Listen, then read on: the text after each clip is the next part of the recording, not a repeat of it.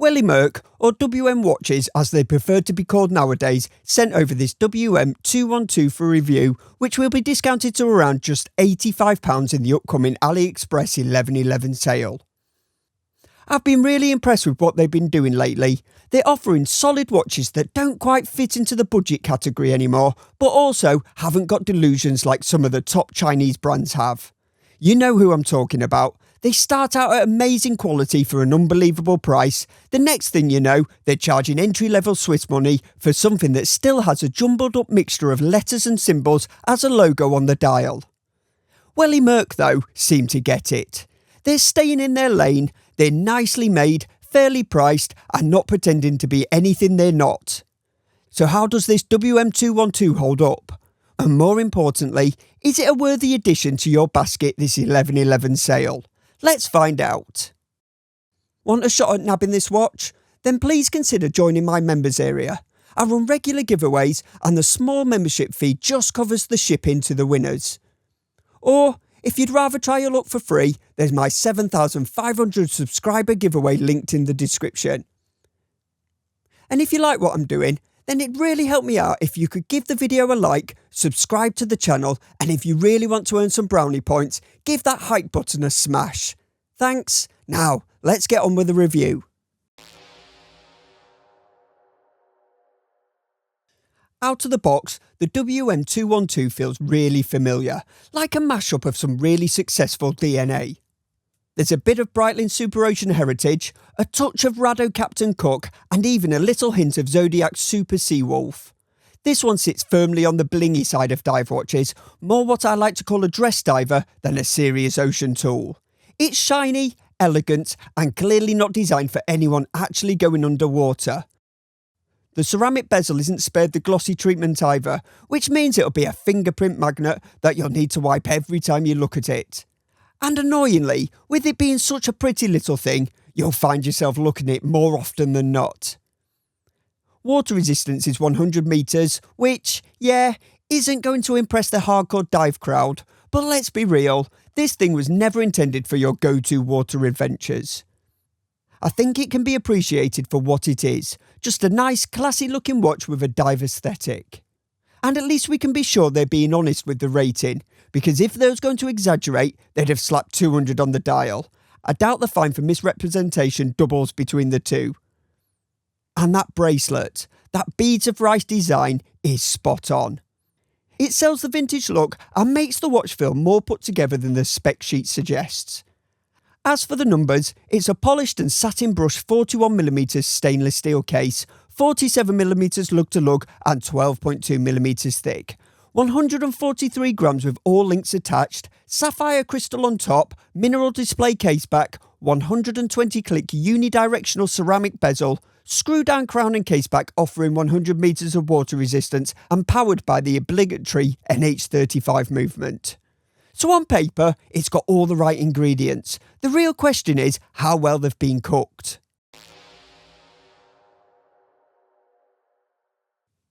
The case finishing is interesting and maybe a little confusing. Welly Merck have gone with polished surfaces on top and brushing down the sides, which is basically the reverse of what most brands do. I absolutely love it. It looks stunning when it's clean, but it does leave one of the most visible parts of the watch open to the dreaded fingerprint smears. It'll also quickly become a bit of a trade-off between practicality and prettiness. The polish gives it a proper vintage charm, but it also means it's going to age quickly. Pick up a few scratches, a few swirl marks, and you'll start seeing character whether you wanted it or not. The brushing on the flanks is tidy and directional, though not particularly exciting. I'd have loved a little bit of chamfering or beveling to break it up, something to suggest a touch of luxury to match the shine elsewhere. Still, overall, the execution is clean and solid. Basically what you'd expect at this price point. Just don't expect immaculate finishing under a macro lens and you'll be alright. The bezel though is a real surprise. It's one of the best I've handled on an AliExpress diver. The 120 click action is crisp, tight and has zero playback, none at all. And it's loud in a good way, like it actually wants to be used. The turn's solid but satisfying, and it feels properly engineered rather than hollow and cheap. Have a listen to this.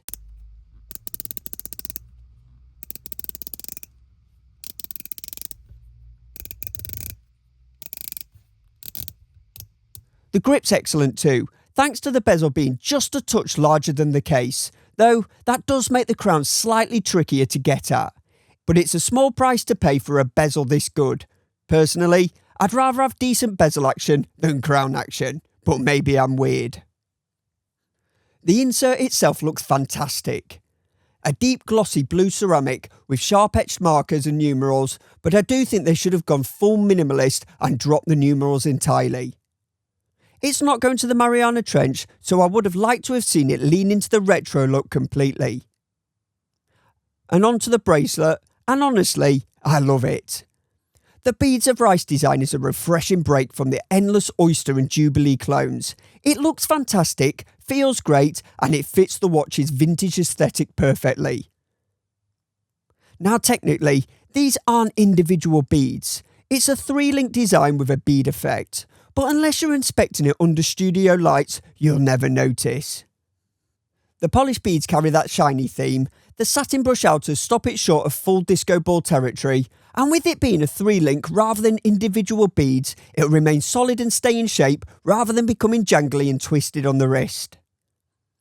The clasp is a simple push-fit design, nothing fancy like an on-the-fly adjustment system, but it's solid, milled, and with 6 micro-adjust holes, it's still easy to dial in a perfect fit. It's also signed with the deeply etched WM logo looking surprisingly tasteful, but I still can't unsee the Wonder Woman vibes from the WM monogram. That's not a complaint, mind you. It's actually one of the better logos coming out of China right now, and regular viewers will know I'm annoyingly anal about logos, so that's saying something. Round the back you've got a display caseback showing off the NH35, which is fine, but not exactly eye candy. I've said it before, the NH35 isn't winning any beauty pageants. It's best left doing its thing competently behind a solid caseback, ideally with a nice engraving. Part of me wonders whether that would have helped bump up the water resistance to a more respectable diver level 2. It seems that WM have sacrificed something actually useful to show off something with all the visual character of a cheap flat pack wardrobe hinge. And now onto the dial, which keeps the vintage feel going, but once you start looking closely, it's packed with subtle modern details. This blue version is stunning in person. The colour's rich and that coarse sand textured finish gives it proper depth. It's one of those dials that changes constantly with the light, technically matte, but the texture catches it in all directions, so it shimmers like sunlight over a swimming pool, fading from pale in the centre to deep blue around the edge. They do a mint and brown version too, which is probably the flagship combination in the range. It's properly vintage, but I think this blue on blue combo hits the sweet spot. Fresh in tone, but vintage in spirit. The white rehort is a great touch. It breaks up the light blue of the dial and the navy of the bezel perfectly, adding a bit of structure and giving the whole thing a crisp, deliberate look. And because it's a deep dish, it adds genuine depth. The dial feels like it sinks down into the case rather than just sitting flat under the crystal. That depth actually serves a purpose too. The red tip of the seconds hand looks like it extends right over the minute track, which makes it surprisingly easy to line up when you're timing something. And because the rehort sits so deep, you can still marry up the seconds hand to the track at a quick glance, even when you're looking at the watch from an angle. It's one of those subtle design quirks you don't notice straight away, but you end up really appreciating. And I love that they've kept it clean. No numerals anywhere, not on the dial and not on the rehort. No clutter, no fuss, just a proper vintage look done right. The hands are simple rectangular buttons matching the indices perfectly. The proportions are bang on, and the red tip seconds hand adds just enough contrast to bring the dial to life without turning it into a circus. The date window at 3 doesn't spoil the symmetry either, with the similarly shaped marker at 9 balancing it out. My only gripe is the colour difference between the hands and indices. The hands are bright white and the indices are slightly off-white, and once you see it, you can't unsee it. That colour difference comes down to the loom finishes. You get 2 tones, BGW9 on the dial markers and bezel triangle, and C3 on all 3 hands. It means the dial glows icy blue while the hands glow green. And while that mismatch is obvious in daylight, it looks fantastic when the lights go down. The loom itself is bright, evenly applied and lasts a good while. Definitely above average for this price bracket. But part of me thinks Welly Merck should have just gone with a single tone of loom and keep everything one consistent colour. You'd lose that fancy two-tone glow at night, sure, but for the other 20 hours of the day, when it's not glowing like a rave, it'll just look better. But overall, the dial design feels confident while retaining some playfulness. It looks layered, clean and cohesive, a perfect blend of modern and nostalgia, even with the mismatched loom. On the wrist, the WM212 just works. It's actually a really stunning piece and properly up my street in terms of what I like aesthetically in a watch. The proportions are spot on, and for a 41mm case it wears smaller thanks to those short lugs and that beads of rice bracelet that hugs the wrist perfectly. The case sits flat through the middle but follows the natural curve of the wrist, so it feels planted and balanced rather than bulky.